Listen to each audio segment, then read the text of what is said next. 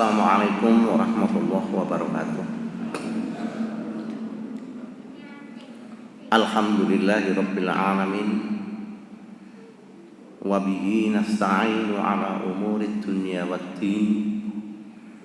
Wassalatu wassalamu ala asyrafil anbiya'i wal mursalin wa ala alihi wa sahbihi wa man tabi'ahum bi ihsanin ila yaumiddin.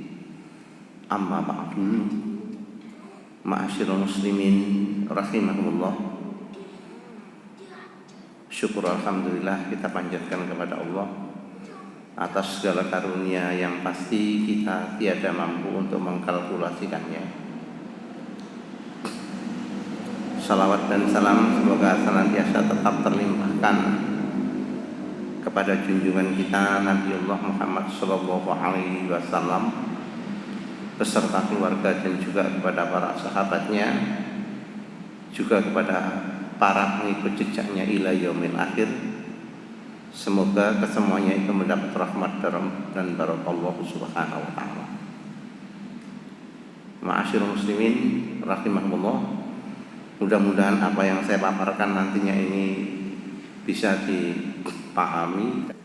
Nah, oleh karena itulah ma'asyiral muslimin, maka mencoba kita menyegarkan kembali daripada ayat-ayat Al-Quran yang kita baca ini. Itu seperti kata-kata sakit hati gitu ya. Kan penyakit hati itu satu penyakit yang sembuhnya itu dari orang itu sendiri kan. Ya, penyakit hati itu kalau menurut Ibnul Qayyim Al-Jauziyah, beliau ini muridnya Taqiyuddin Ibnu Taimiyah. Yang Taqiyuddin Ibnu Taimiyah ini banyak dipakai oleh kaum salafi, ya. Itu sebagai satu referensi di dalam mereka berhujjah. Pakai itu. Kalau mazhabnya Ahmad bin Hambal itu kan. Maka Ibnu Qayyim mengatakan membagi hati itu menjadi tiga kan. Mulai dari hati yang sehat, hati yang mati, dan hati yang sakit gitu.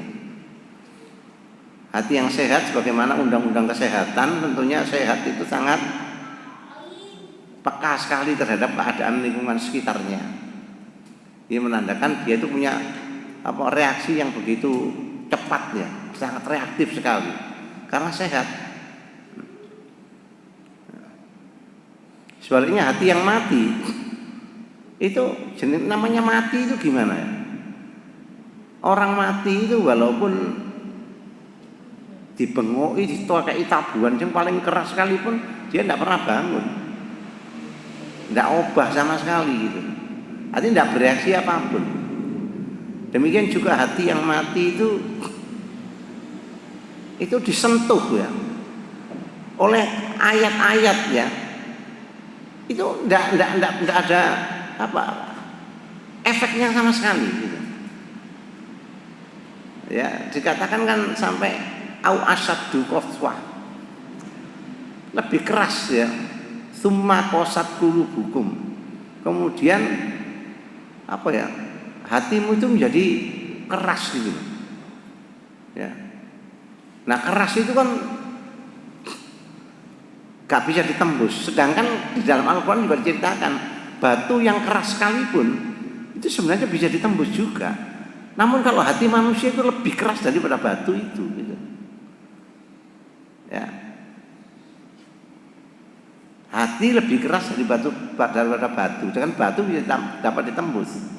Maka sampean ingat mungkin cerita tentang Ibnu Hajar Al-Asqalani itu. Ibnu Hajar, Ibnu itu anak Hajar, itu kan batu. Ya. Maka dia kan berguru sama batu sebenarnya. Sampai menjadi ahli hadis itu. Yang beliau itu kebetulan katakanlah berada di pesantren, kemudian juga merasa dia itu paling bodoh gitu. Ya. Sampai gurunya itu bagusnya ini orang bodoh tapi mengerti akan kebodohannya. Sadar Akhirnya dia ngomong sama gurunya, Pak Guru, saya mau pulang dulu, daripada Pak Guru ngajari saya gak entos-entos gini ya. saya tak pulang. Tapi gurunya ngerti, ya tidak apa-apa lah, saya pulang. Nah, maka pulanglah Ibnu Hajar. Nah, di tengah perjalanan pulangnya ini, kemudian beliau itu kebetulan hujan gitu aja. Maka dia berteduh di sebuah gua. Nah, ketika menunggu hujan itu, maka dia melihat tetesan hujan itu yang menetes ke batu, dan dilihat batu itu kan apa ya, bolong gitu lah. Hujan yang begitu lembutnya itu mampu melubangi batu yang begitu kerasnya. Akhirnya dia berpikir, lah yang batu saja bisa seperti itu, kenapa saya kok tidak bisa? Ya, wah berarti saya harus perlu kesabaran dalam menuntut ilmu itu. Ya, akhirnya dia kembali ke pesantren, tidak kemudian jadi pura-pura. Akhirnya apa? Dia belajar, akhirnya menjadi ahli hadis itu. Ya. Ibnu Hajar Al-Asqalani itu diantaranya pendapatnya itu adalah yang selama kalau kita berada di Mekah, ya nilainya itu sholatnya sama dengan 100.000 itu. Ya, jadi tidak di Masjidil Haramnya aja, enggak, tapi selama berada di Mekah ini. Walaupun ada situ nanti kontekstual sekali ya. Nah, itulah itu hati yang. Tapi di antara hati itu ada yang disebut mati ya enggak. Nah, tapi sehat ya enggak. Ya, kalau mati dia itu bereaksi. Ya. Tapi reaksinya negatif gitu.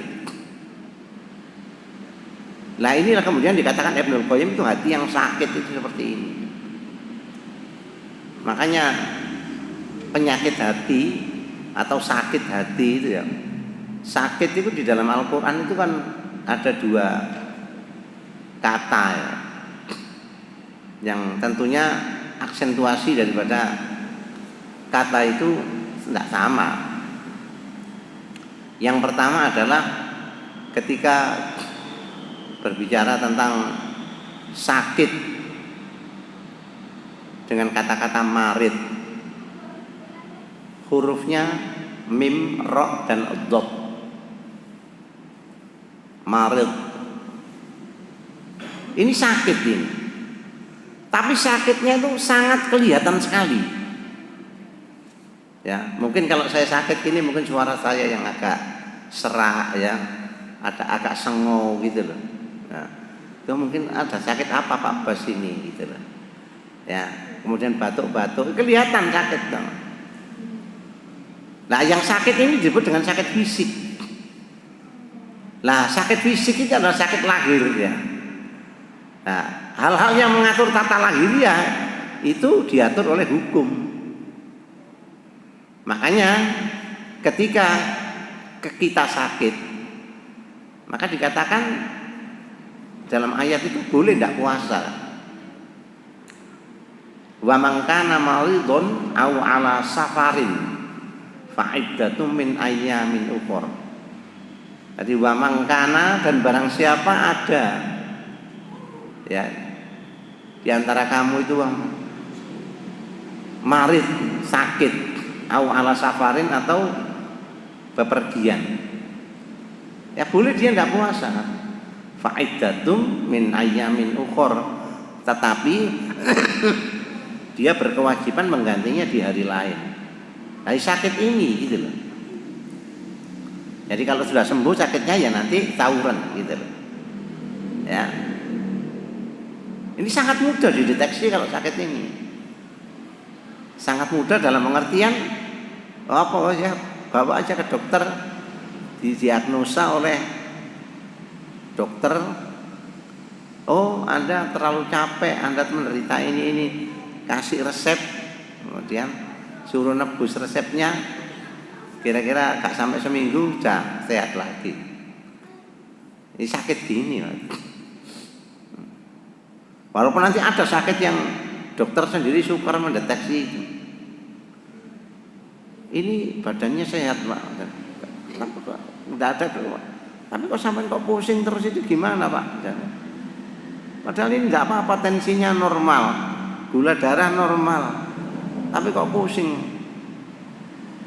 Jebule tanggal tua tiba ya.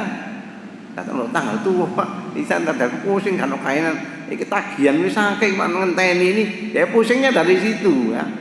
Nah, ini gak di Quran gak dibahas kayak ngono itu masalah psikologi kalau gitu.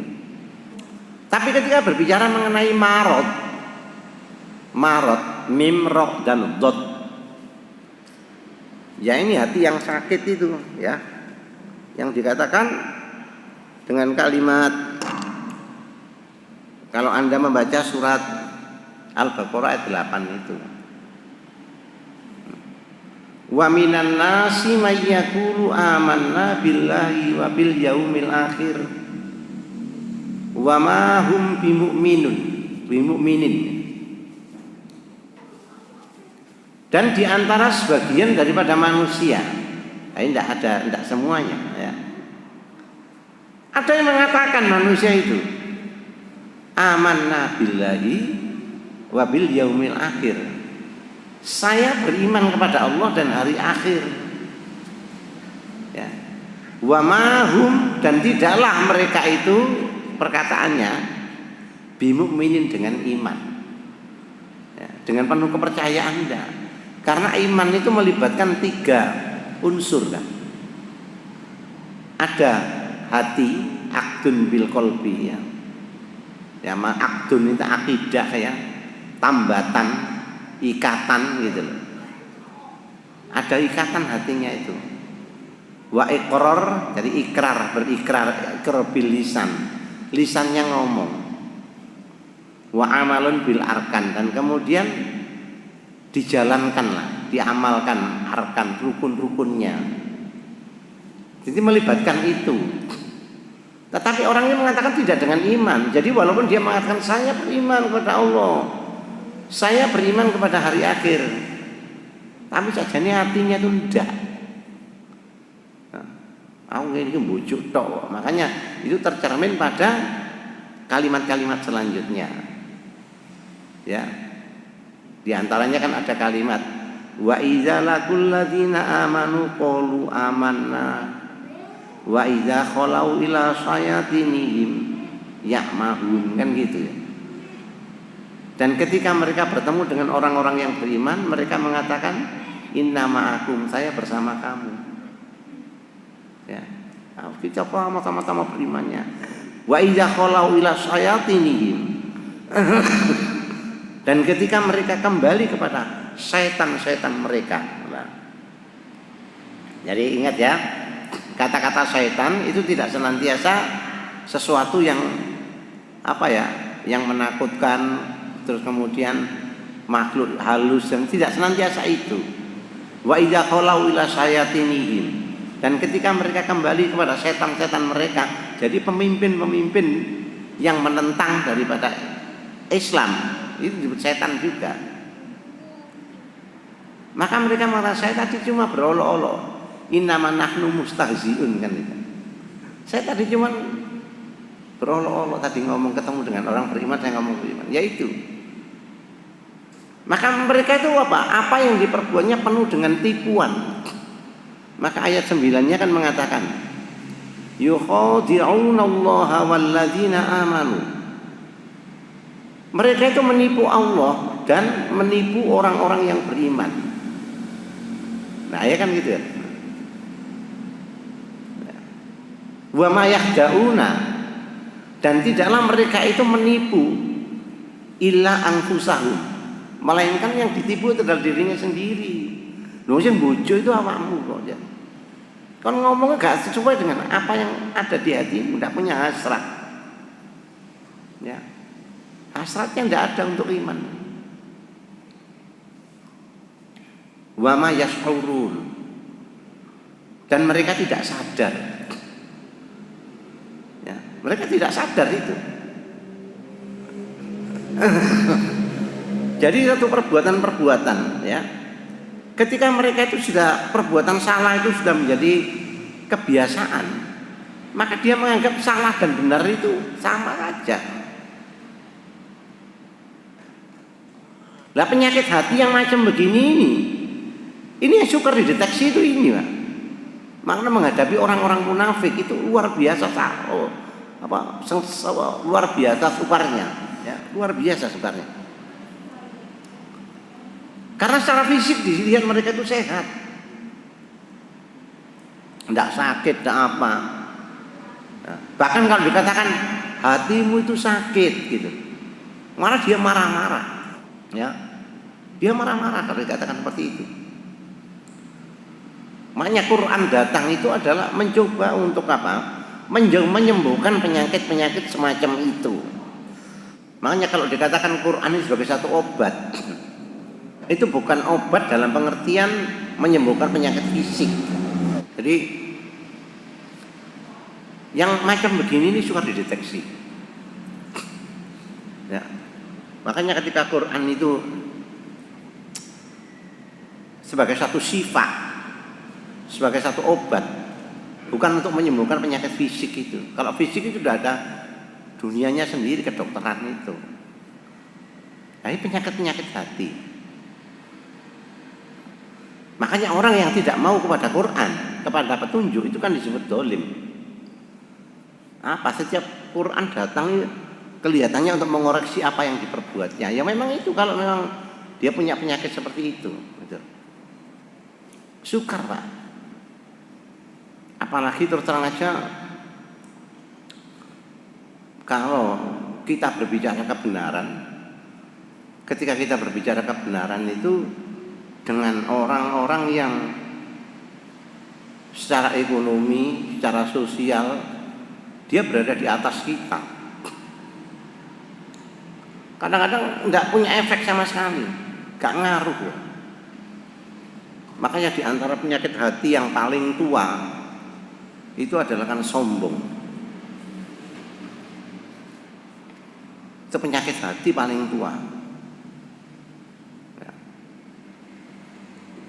Anda bisa melihat narasi yang ada dalam surat Al-Baqarah mulai ayat 30 sampai dengan 39. Di situ terkandung satu dimensi ketaatan, dimensi keilmuan, dimensi pendidikan, ya, macam-macam di situ. Gitu. Dan awalnya itu kan wa idh qala rabbuka lil malaikati inni ja'ilun fil ardi khalifah. Dan ingatlah ketika Allah itu berfirman kepada para malaikat bahwasanya aku akan mengangkat wakilku, ya, di muka bumi ini, gitu. Ya, ceritanya kan mau membuat manusia. Ya tentunya Anda tahu semua kan itu adalah Nabi Adam. Yang ini mengundang suatu protes, ya, dari malaikat yang disinilah sekarang ini sampai terjadi perdebatan ini sampai. Kok bisa ya malaikat yang makhluk Allah yang paling taat kepada waktu itu kok protes gitu. Nah, makanya kadang-kadang pendidikan apa yang bisa kita ambil dari hasil dialog antara Allah dengan malaikat ini. Sehingga para kan qalu ataja'alu fiha. Ya. Mereka para malaikat itu ngomong gitu. Apakah engkau akan menjadikan di bumi ini, ya, makhluk yang mayufsidu fiha wa yasfikud dima,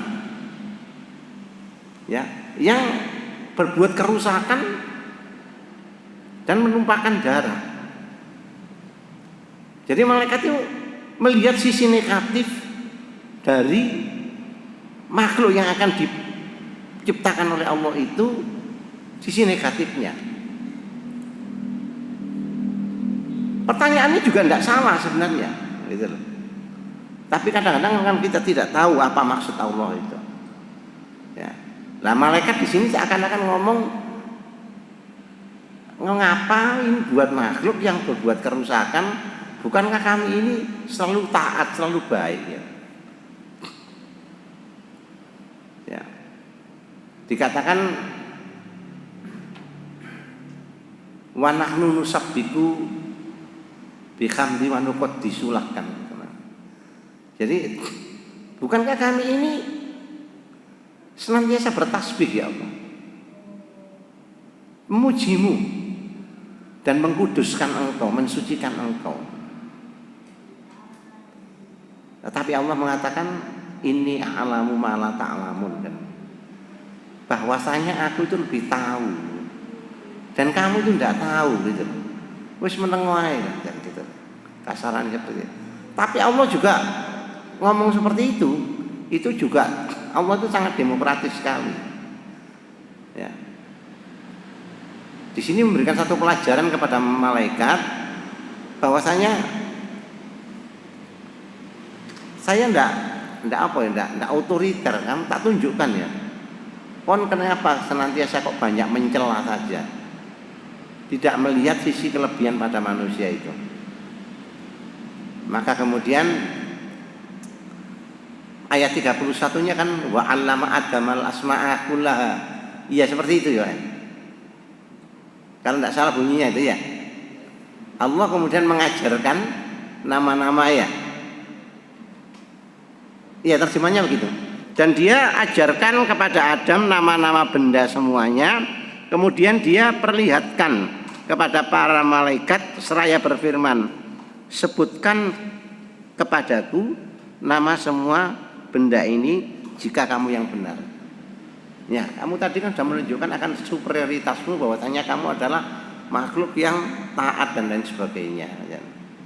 Tapi sekarang ini tak ajari, ini dimensi, artinya kan manusia tidak cukup taat toh kemudian tanpa dia itu untuk berbuat bermanfaat bagi orang lain. Gitu. Ayo coba sebutkan ini, gitu loh. Ya.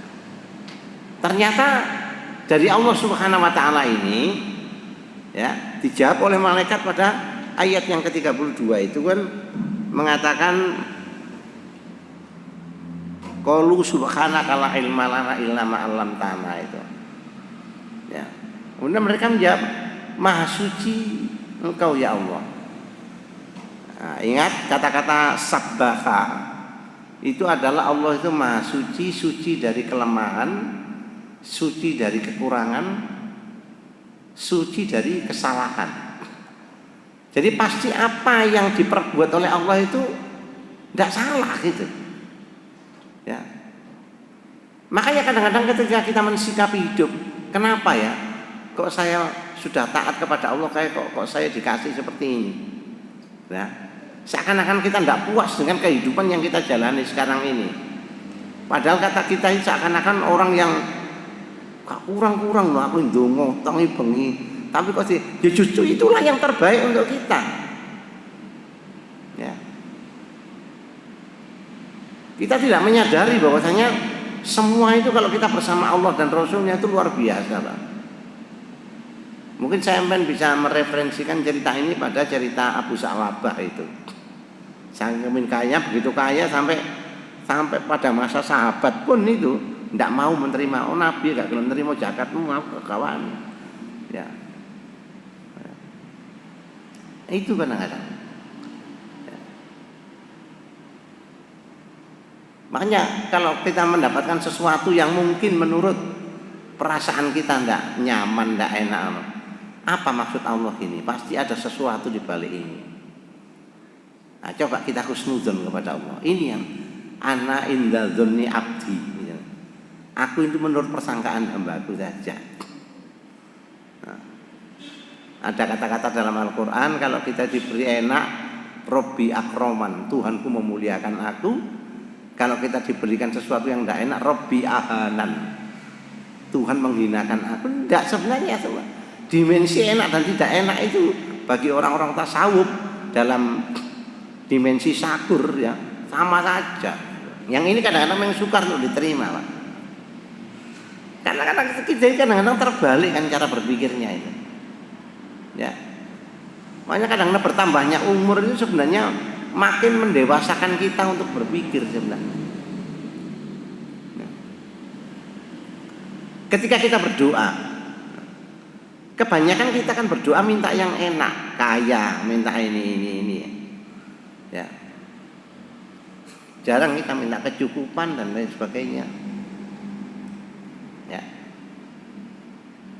Padahal kalau seumpama orang itu diberi kekayaan,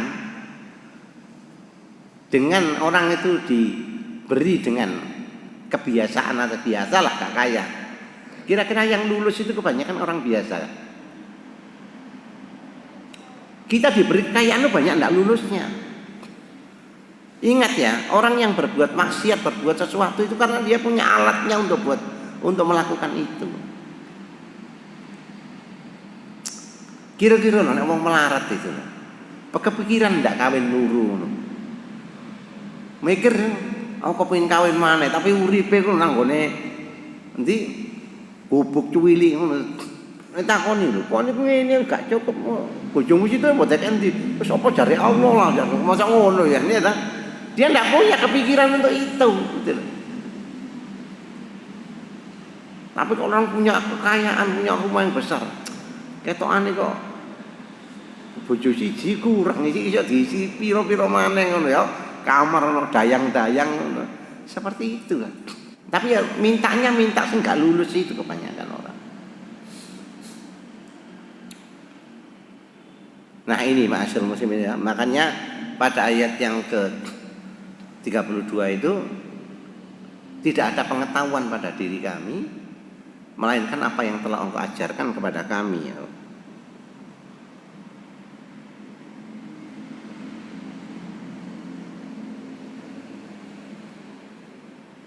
Kemudian Allah dalam ayat 33 itu mengatakan, "Wes sekarang dam beritakan kepada mereka, ajarkanlah tentang, nah ini dimensi keilmuan di sini. Tentang yang saya ajarkan tadi." Maka Adam mampu menyebutkan nama benda-benda itu. Makanya ketika kita berbicara tentang ilmu, Al-Qur'an itu mengatakan harus dipadukan antara ilmu dengan amal, ilmu dengan iman. Gitu. Yarfa'illahu alladzina amanu minkum walladzina utul ilma darajat. Allah mengangkat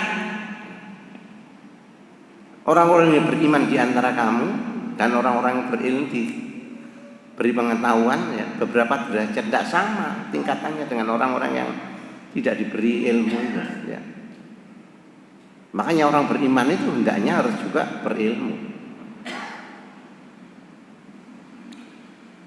Nah disinilah kemudian baru akhirnya mereka itu mengatakan di dalam ayat 34-nya itu, yakni wa iqulna lil malaikati isjudu li adama fasajadu illa iblis.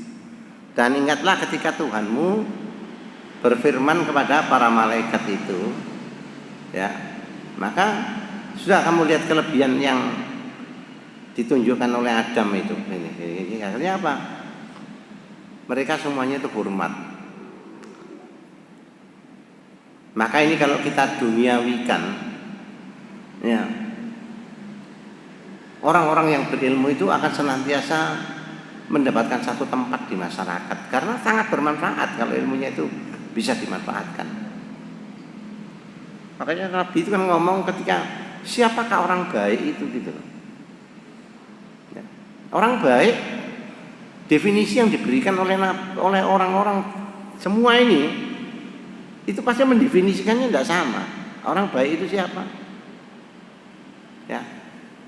Satu mengatakan orang baik itu adalah orang yang ngasih duit sama saya. Orang baik adalah orang yang suka ngajak saya gini. Tidak pernah bicara bahwasanya kalau Nabi bicara orang baik itu meliputi bisa dipahami oleh mulai dari anak-anak sampai dewasa, orang kaya sampai orang miskin. Khairun nas anfa'uhum linnas.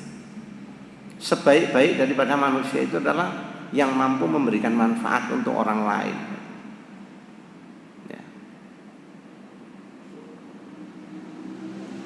Kecuali mereka yang tidak mau sujud kepada Adam itu adalah dikatakan di ayat itu adalah iblis kan.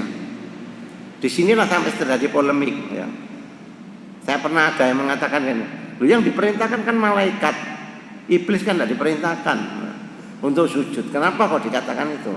Maka disinilah ada perbedaan antara nur dan nar. Nur itu cahaya malaikat, nar itu api adalah iblis. Antara cahaya dan api itu adalah satu rumpun. Gitu. Ada yang menilai dari sisi filosofisnya seperti itu. Nah, baru dikatakan di sini aba wastakbaro ya. Maka kenapa iblis itu enggak mau sujud? Dia enggan dan membesarkan diri. Wa kana minal kafirin. Jadi yang dikatakan penyakit hati yang pertama itu sombong, itu ya pertama kali ya iblis ini. Ya.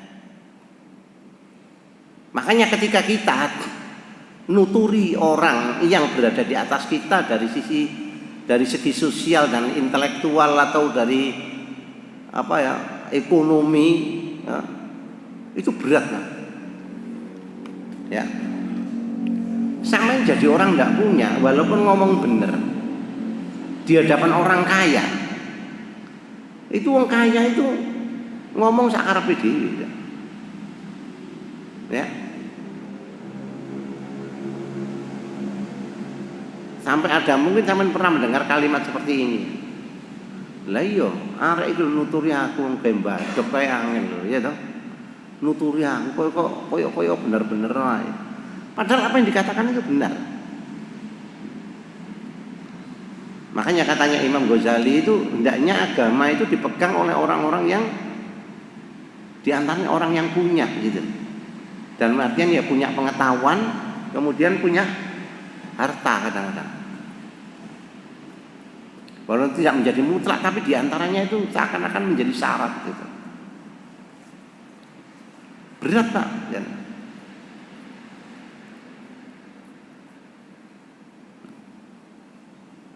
Nuturi orang yang berada di atas kita. Apa mana abdi dalem nuturi Raden Mas gitu, abdi dalemnya keraton gitu. Gak punya, salah pun gak berani menyalahkan. Payahnya di situ. Iblis itu kan begitu, ya. Karena secara nasabnya, secara umurnya lebih tua, maka kan mengatakan, mengapa kamu nggak mau sujud sama Adam gitu loh. Dia merasa mengatakan ana khairum minhu. Saya lebih baik dari dia gitu. Apa alasannya? Wong aku luwih tuwa ya, khalaqtani min nari wa khalaqtahu min tin. Saya itu dari api, aku itu keturunannya api gitu. Dia dari tanah kan, apalagi kan ada orang membanggakan keturunan. Saya darah biru kok bisa dituturi sama orang kayak dia merasa terhina itu. Makanya ketika orang menyatakan dirinya saya lebih baik, apanya yang lebih baik itu? Siapakah orang baik itu gitu? Ya definisi tadi itu.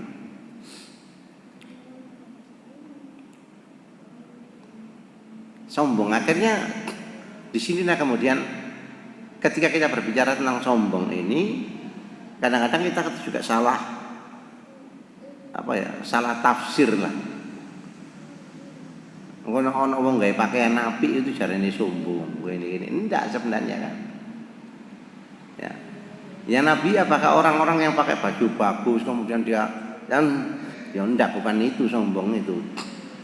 Bahkan kalau kita itu punya hendaknya ya kita tunjukkan bahwasanya kita itu punya. Dalam pengertian itu bukan pamer itu untuk nyombongi orang yang enggak punya, bukan. Tapi wa amma bi ni'mati rabbika fahadits. Yang terhadap nikmat Tuhanmu adalah kamu ya siarkan.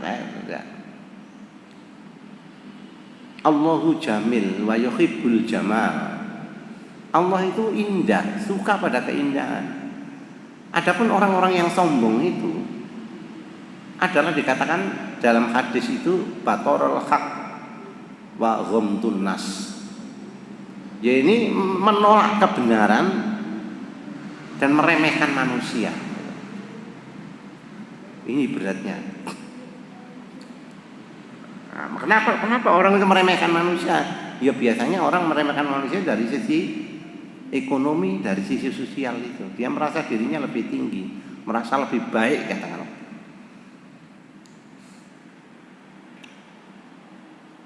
Saya sering menjumpai dan saya juga direndahkan itu sering, Pak. Mungkin kalau sampean direndahkan kayak saya bisa ngamuk, ya. Karena kita tidak tahu maksud Tuhan itu gimana, ya. Ya nggak apa-apa, saya apa jadi hilang saya pikiran gitu hilang. Makanya saya tidak pernah punya dendam enggak. Saya juga kadang-kadang nggak senang itu bukan dalam hal itu masalahnya. Tapi kalau senang kalau ada orang yang menghina orang lain ini saya nggak senang. Ini saya hindari coba.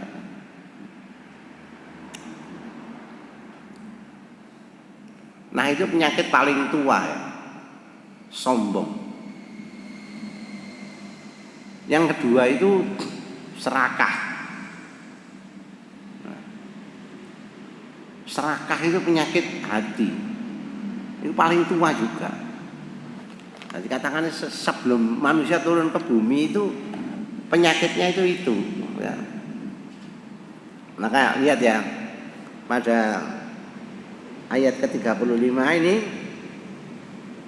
nah sudah begitu iblis divonis siskon itu orang-orang yang ingkar gitu, bahkan minal kafirin. Terus kemudian Allah ngomong sama Adam, ya Adam, hei Adam, uskun ini dari kata sakana itu loh Pak, sakinah, diam artinya itu loh. Diamlah kamu. Anta wa zaujukal. Diamlah kamu bersama dengan pasanganmu di surga ini. Anta wa zaujukal jannata. Wa kula rogodan khaitu syi'tuma. Wis Adam kamu nang kene wis enak kon karepmu lah. Semua itu untuk kamu. Ya, coba. Semua diserahkan kepada Adam. Cuma situ Adam, gitu loh. Wala taqrabah hadhihi syajarah. Kamu jangan dekati loh pohon itu. Nah, gitu loh. Nah, ini pengertian pohon ini nanti simbolisasi ini nanti macam-macam ya. Tapi katakan kita ngomong letterlocknya aja. Jangan kamu dekati pohon itu. Ya, nanti kamu menjadi orang-orang yang dolim gitu ya. Ya, fatakuna minad dolimin. Jadi kamu jadi orang-orang teraniaya. Soron kok nek dekati pohon iki. Nah, di sini apa? Penyakit hati yang kedua. Serakah itu. Anda bayangkan semua sudah dikekno. Ya. Cuma situ itu garis situ, ya. Ya disikat sekalian sama Adam. Nah, di sini kemudian timbul macam-macam tafsir kan. Sebenarnya Adam tidak mau gini-gini, tapi digoda oleh istrinya. Iya kan? Apa? Karena begitu hebatnya rayuan daripada iblis itu. Ya. Kalau di dalam Islam pohon itu buahnya namanya apa? Huldi kan. Kan tidak sama dengan teologi Kristiani. Teologi Kristen disebut dengan tree knowledge, pohon pengetahuan tentang baik dan buruk. Kasarane nang Kristen ini, kau nek makan iki jam, kau ngerti kabeh ilmumu ya kaya Allah itu gitu loh jangan. Nek kemudian kalau di Islam khuldi artinya keabadian. Khalid itu loh, khalidina fiha abadan. Ya kekal selama-lamanya kan. Oh nek iki jam kon kok dadi kekal kon gak mati-mati kaya Allah kon gitu loh. Nah makanya kadang-kadang orang itu yang dicari dalam hidup kan keabadian. Kan itu yang dicari itu. Kebanyakan orang-orang. Perempuan kepingin cantik terus. Maka kan dia tuku opo ae itu. dempul model apa ya tempelno ning raine iku ya to. Wis pokoke apa nek iso gak tuwek-tuwek gitu loh. Nah, tetap gak iso, tapi tetap ya itu. Seperti itulah. Ini kan keabadian. Karepe kok iso njabat terus gitu. Tiba enak ya jadi kayaknya perlu 3 periode ini kan. Gitu kadang-kadang kan seperti ini ya. Kita kata gitu. Padahal semua itu pasti dia tinggalkan gitu. Harus disadari bahwa semuanya itu titipan gitu. Tapi orang terpesona itu akhirnya ya terbujuk oleh rayuan iblis seperti itu. Nah, dalam teologi Kristiani inilah kemudian kenapa Adam tergoda karena Hawa. Lah Hawa itu adalah dalam pengertian lain bahasa Arabnya Hawa itu kan meluncur dari atas ke bawah. Hawa itu keinginan artinya. Makanya ayatnya ada afaro'aita manit takhadha ilahahu hawahu. Apakah kamu tidak melihat orang menjadikan hawa nafsunya itu sebagai tuhannya? Jadi meluncur. Nah itu gara-gara kena hawa itu mau. Makanya di kalangan Kristen ya, perempuan itu kan warga kelas 2. Iki kabeh gara-gara wong wedok awak dhewe sakjane nang surga. Oleh awak dhewe terusir gara-gara hawa itu gitu. Padahal dari sisi filosofisnya meluncur dari atas ke bawah itu. Kita tuh jatuh karena makanya kalau Islam itu kadang-kadang ngomong kalimatnya itu kan fattaqud dunya fattakun nisa. Takutlah kamu kepada dunia, takutlah kamu kepada wanita. Maksudnya fitnahnya. Ya. Loh iya loh Pak, kadang-kadang seorang laki-laki yang besar sekalipun beremosi melintir gini, kabeh wong wedi kadang-kadang mbek bojone lho putu Pak. Mulai nang omah telat 5 menit nanti Mas. Wah ngono kok ngarang alasan gak karuan kok wedi gitu loh. Ya. Makanya kadang-kadang cari pasangan itu gak gampang nih Pak. Cari pasangan itu. Saya punya teman haji itu, ya katanya sudah wafat. Dia punya jabatan di pemerintahan. Tapi kebetulan saja istrinya itu lulusan SD. Oh nang omah lho dhek kutu gak wani blas karo bojone jarene. Lah ya iki nemeni kon iki jarene. Ndak wis kadung mulai biyen seneng repot. Mana kadang-kadang cinta itu membutakan segalanya. Jadi semua sudah diserahkan, tinggal satu saja, maka Adam menjadi orang yang teraniaya. Akhirnya karena Adam melanggar, kulnah bitu minha jami'ah. Keluar kamu dari ini, semuanya, wes minggat semua. Ihbitu itu berpindah dari atas ke bawah gitu. Semuanya, siapa? Yo, Adam mbek bojomu, ya, mbek iblis yang itu. Fa imma ya'tiyannakum minni huda. Dan jika datang kepadamu daripadaku huda, yakni petunjuk.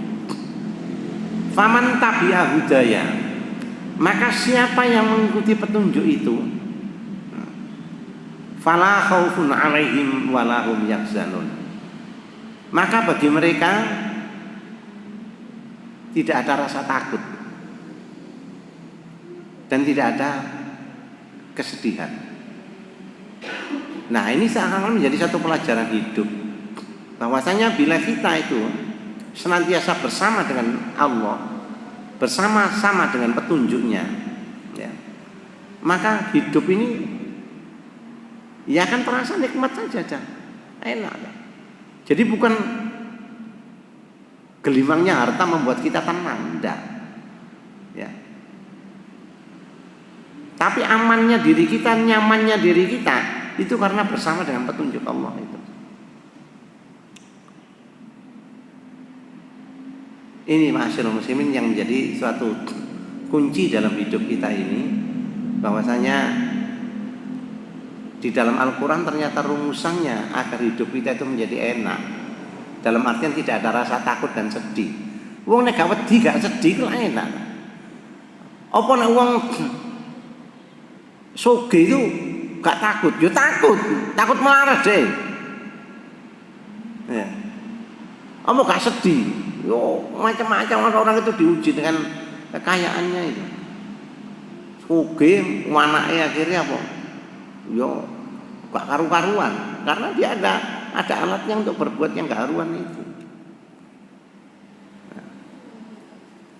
Jadi kan menjadi fitnah itu. Makanya ada ayatnya kan, amwalukum wa auladukum, ya gitu. Akhirnya setelah terusir dari surga di sini, kemudian mulai di dunia ini. Nah ini yang ketiga ya, bagi yang terakhir ya, penyakit yang ketiga di dunia ini. Jadi paling tua, lagi nang dukur, lagi nang nisor ya. Nah, apa yang ketiga itu adalah iri hati. Iri, satu sikap culas ya. Ketika Adam berada di bumi, maka dia mulai berumah tangga, beranak pinak, dan kemudian itu diantaranya ada cerita juga. Kenapa sih kalau kita haji tawaf itu mesti haji umroh itu kan tawaf ya. Nah, ternyata ada kerinduan daripada Adam itu untuk tawaf. Ketika dia berada di atas sana, hal yang paling menyenangkan itu adalah mengelilingi arsy-nya Allah, tawaf di arsy-nya Allah. Sewenang katanya gitu. Dan ketika di dunia ini dia tidak bisa berbuat semacam itu. Akhirnya dia berdoa kepada Allah, mohon, akhirnya itulah rumah yang pertama kali dibangun, ya itu di situ itu Ka'bah itu. Nah, dia letakkan batu di situ, maka dia tawaf di situ sebagai gantinya seperti itu. Nah akhirnya ma'asyiral muslimin, ketika sudah mulai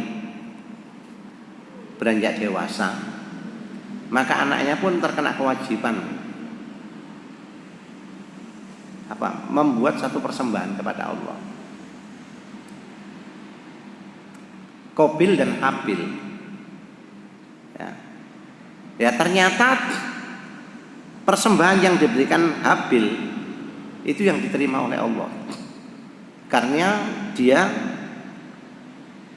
mempersembahkan sesuatu yang baik dari hasil usahanya. Sedangkan Qabil sebagai anak tertua itu ala kadarnya aja. Akhirnya apa? Diterima, dia tidak terima Qabil.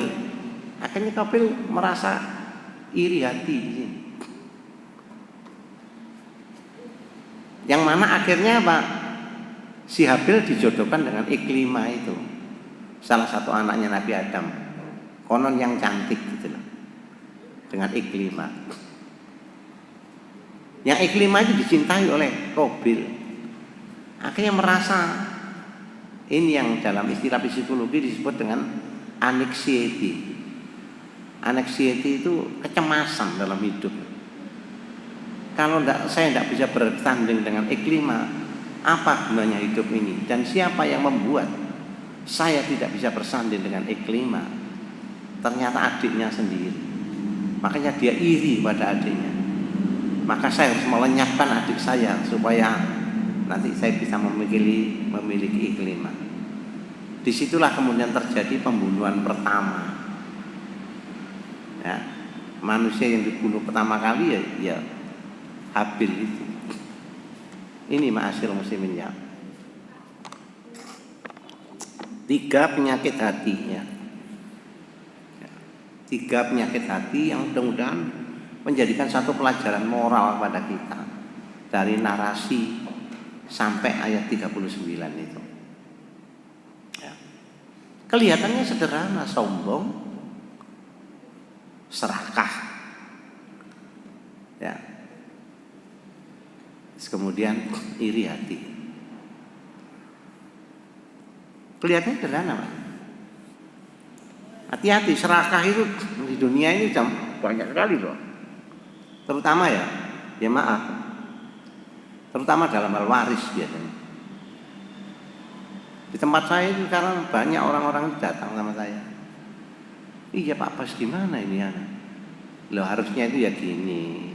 Tapi ya ini belum tentu bisa diterima karena dalam waris itu biasanya ada sisi keserakahan yang menghiasi dari bagian itu. Banyak yang belum terselesaikan di tempat saya itu, di Wonorejo itu.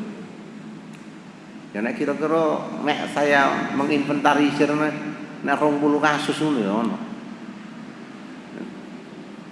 Padahal ndak mau berpikir sederhana. Wis alhamdulillah rek, kamelok golek oleh ngene. Sing penting lah iso golek dhewe.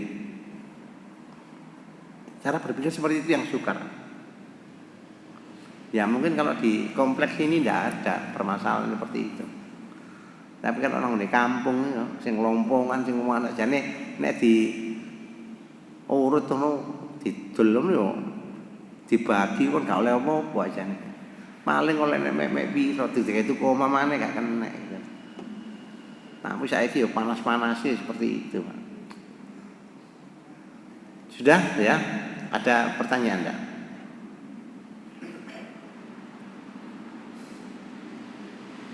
Kalau sudah tidak ada ya kita akhiri. Demikian ya ma'asyiral muslimin ya. Mudah-mudahan apa yang kita pelajari pada pagi hari ini bisa menjadi satu bahan renungan bagi kehidupan kita. Demikian kurang dan lebihnya saya mohon maaf. Aku qouli hadza wa astaghfirullah li wa lakum. Innahu huwal ghafurur rahim. Assalamualaikum warahmatullahi wabarakatuh.